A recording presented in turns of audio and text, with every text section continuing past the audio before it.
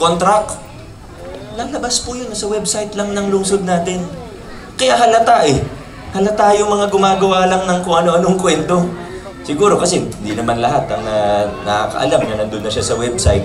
Pero yan po isang katibayan na natin na yung mga iba dyan, sa totoo, napapakamot na lang ako ng ulo, puro kalokohan, sa totoo lang. Nakapublish na yung kontrata. Hamunin pa ako na ilabas yung kontrata. Di ba? Ano pang, minsan di na reasonable. Yung mga ganon, di na natin papansinin. Ang punto ko lang po, yung totoong feedback mula sa totoong mga tao, trabaho kayo. Pag may reklamo kayo, may proyekto. Ayaw nyo, may tanong kayo, paggawa ng revetment wall dito, may tanong kayo, trabaho, sasagutin ko po kayo. Pero pag mga fake news, maging maingat na lang po tayo. Yan na lang po ang ano natin. Maging maingat, maging mapanuri tayo. Dahil babalik tayo dun sa una kong sinabi kanina, may mga ibang tao, na handang gawin ang kahit ano, mailukluk lang sa pwesto. Narinig din naman yung kwento ni Congressman Roman kanina. Makikita niyo naman po, di ba, kung paano gumagastos, ano yung kilos, napaka-tradisyonal. Makikita naman po natin, di ba, di naman siguro sikreto. Pwedeng sabihin kasi ng iba, hindi, kasi gusto lang namin makatulong. Pero una sa lahat, hindi kailangan ng posisyon para makatulong. Dapat, yung posisyon, parang isipin natin, kukuha tayo ng doktor o operahan tayo. Kukunin ba natin kung sino heart surgeon? Kung sino yung nakatulong sa atin o kung sino yung magaling na heart surgeon? Di ba yung buwang ano? Pero higit pa ron, ang turo sa akin ng mga magulang ko, ang totoong tulong, walang inaantay na kapalit. Yan naman ang totoo. Pero okay pa rin.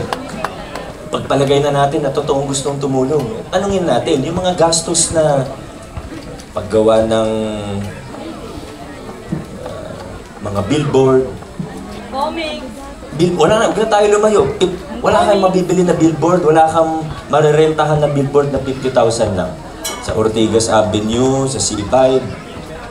Hindi lang 100,000, umaabot ng milyon po ang billboard ngayon. Ay kita natin gumagastos, alam na natin kung ano i-expect. Pero ito nga po yung siklo na pinutol natin sa lungsod ng Pasig. Ito yung siklo na pinutol na natin. Yung malaking gastusan pag-eleksyon, na alam naman natin kung anong i-expect pagkatapos ng eleksyon, kung sila ang papalarin. Ito hindi naman sa Pasig lang, di ba? Nakita na po natin, ito lumang tugtugin na po ito. Hindi nga lang sa Pilipinas, kahit punta kayo sa ibang mahirap na bansa, siklo po ito, masamang siklo. Kasama sa masamang siklo na yon, pag nailuluklok, alam naman natin, pag namumuhunan ng isang negosyante, kung anong ibig sabihin nun. Pero tayo sa Pasig, ang magandang balita, naputol na natin itong siklo na ito ng korupsyon at kahirapan. Tinataguyod na natin ngayon ang mga prinsipyo ng mabuting pamamahala. Kaya yung mga nabanggit kanina ng ating tatlong nakaupong konsehal, pati ni Congressman Roman, at lalo na yung mga nabanggit kanina ni Vice Mayor Dodot, yung pag-expand ng local senior pension natin, yung taon-taon na tumataas yung bilang ng scholar natin, meron pa tayo ngayon na Pag-asa Scholarship Program, yung iba't ibang ginagawa ng pamahalaan, pati yung social pension para sa mga bedridden na PWD na nagsisimula na rin po ngayong taon. Itong mga bagay na ito yung masasabi nating bunga ng mga pinaglaban, mga pinaghirapan natin na pagbabago sa ating lungsod. Ito na po tayo. Nasa yugto na po tayo na ramdam kita na po natin ng bunga. Ang pinaghirapan at pinaglaban natin, hindi naging madali. Pero ito na po tayo. Hindi pa po perpekto, wala naman pong perpektong pamahalaan kahit saan sa mundo. Pero siguro masasabi natin na dito sa lungsod ng Pasig, tayo po'y nasa tamang direksyon. At kung tayo po ay nasa tamang direksyon, dapat ipagpatuloy natin, paigtingin pa natin kung anong nasimulan na natin. Ito na nga tayo, nasa yugto na tayo na sa pagpapalawak, sa expansion ng mga programa natin. Ito na po tayo.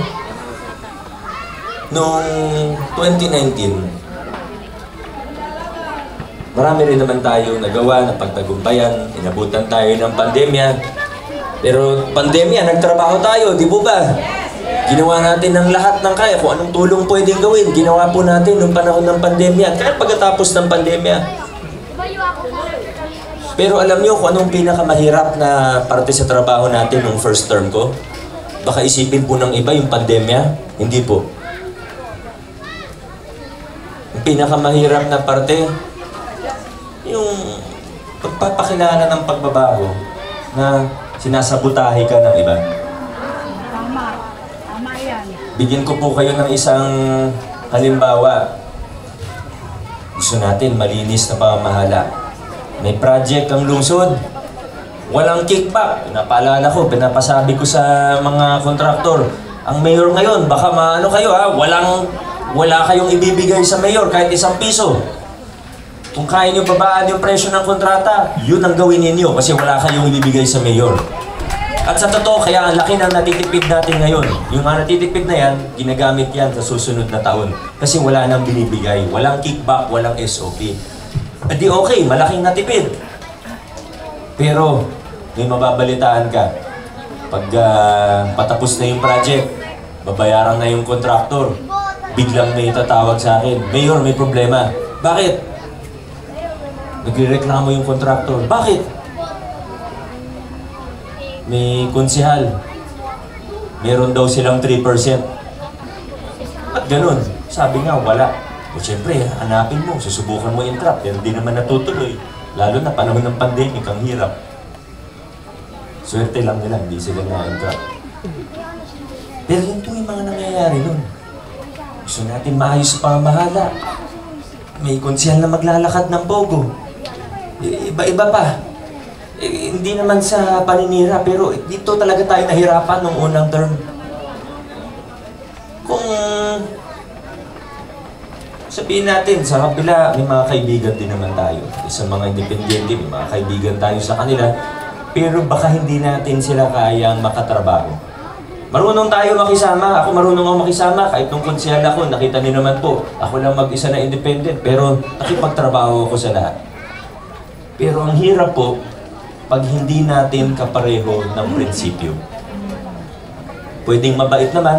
Pag nagkita tayo sa labas, pag nagkasalubong kami, okay lang, kwentuhan, biruan. Okay lang, magkaibigan kami. Pero pagdating sa trabaho, medyo mahirap po. Hindi natin sila kayang makatrabaho. Dahil nagkakabanggaan pagdating sa ating direksyon, pagdating sa prinsipyo. Gusto natin maayos sa pamamahala, gusto natin makabagong politika, pero may iba hindi talaga matalikuran na yung mga lumang kalakaran. Nakasama ang palad po. Pasensya na kung medyo seryoso na po ang aking mga sinasabi. Pero napaka-importante ko po, napaka-importante po na ipaparating ko po ang mga bagay na ito sa inyo.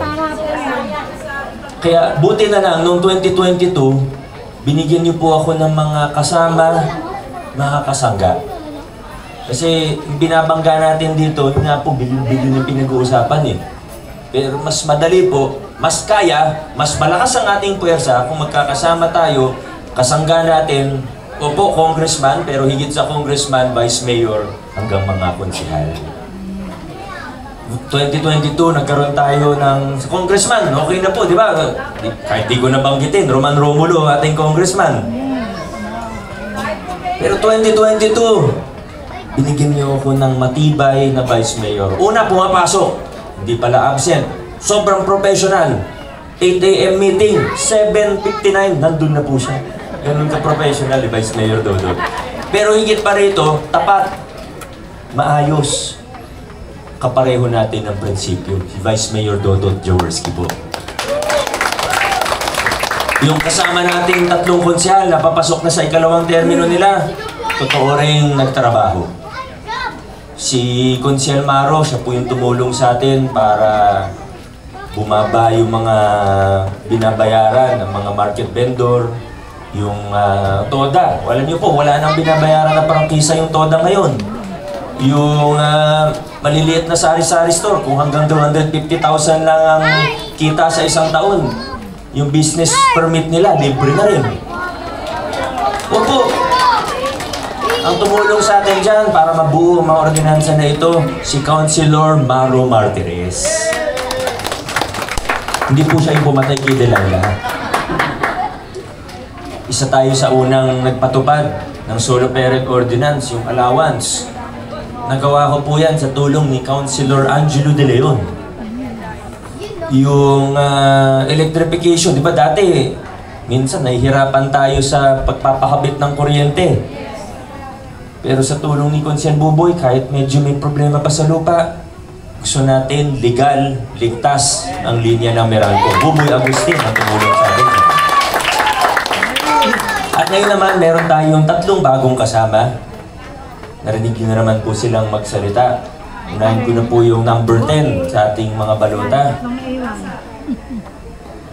Ano pong pangalan niya? Sabihin niyo po ano? Bakit? Itong si Councilor Ryan, sa totoo, pang national na yung pwesto nito. Naging undersecretary na chairman ng National Youth Commission. Pero nung nag-usap kami, bago ng filing, sabi niya gusto niyang mas makatulong sa lungsod kung saan siya nakatira. Taga De La Paz lang po siya eh. Magiging malaking asset, magiging malaking tulong po ito sa atin, sa konseho. Ito po si Councilor Ryan Enriquez. Sabihin niyo, bakit? Magaling kasi. Number 13 sa ating mga balota, dating naging kagawad. Anong waren to, sino? Naging kagawad ng Rosario, nakita natin yung kanyang mabuting puso. At higit pa rito, alam mo yung ngayon pa lang, ang dami ko nang natututunan sa kanya. May mga suhestyon, may mga panukala po siya.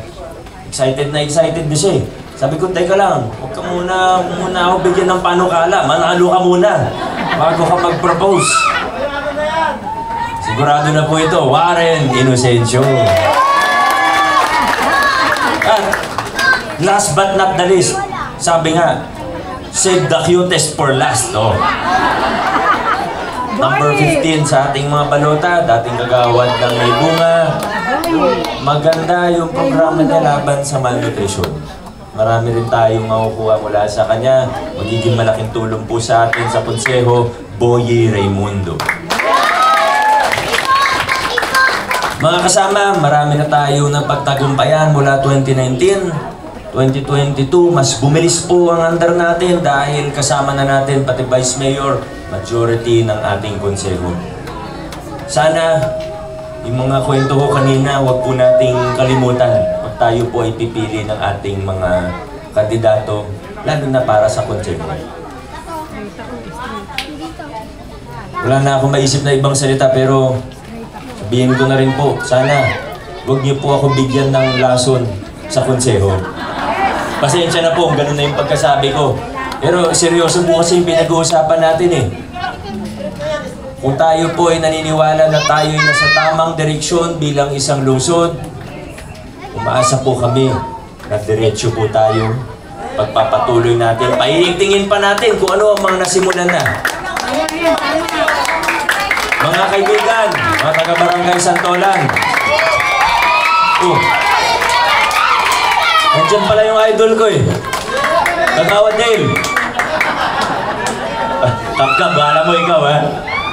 Dale, kap-kap, maraming salamat ha. Mga kagawad, mga staff.